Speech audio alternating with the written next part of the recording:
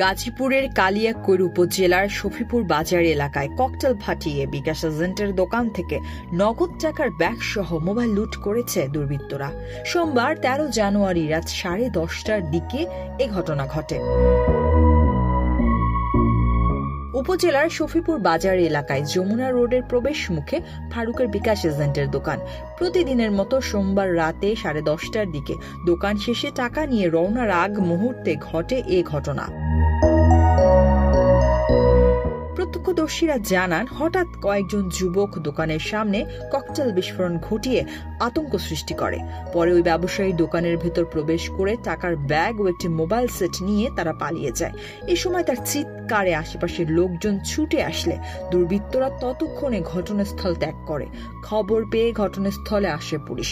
কালিয়াকৈর থানার ভারপ্রাপ্ত কর্মকর্তা রিয়াদ মাহমুদ জানান, অভিযোগের ভিত্তিতে যথাযথ ব্যবস্থা নেওয়া হবে। 10:30টার দিকে যে ফারুক ভাইয়ের দোকান, বিকাশের দোকান, ওনার দোকান থেকে বোম মাইরা টাকা টুকা লুট করে নিয়ে গেছে ডাকাতেরা।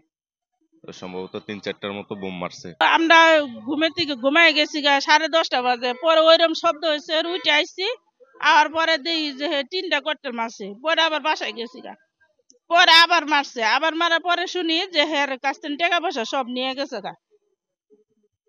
আবার এই চার দোকানদারেরও হেরা করছে, পিঠের মধ্যে ককটেল মারছে, পুড়ে গেছে।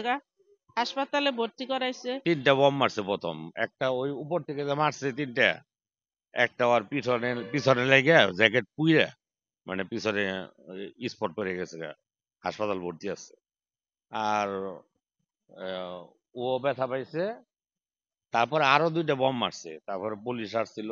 পুলিশ এখন পর্যন্ত কাউকে আটক করতে পারেনি। জানা যায়নি দুর্বৃত্তরা কত টাকা লুট করেছে তাও।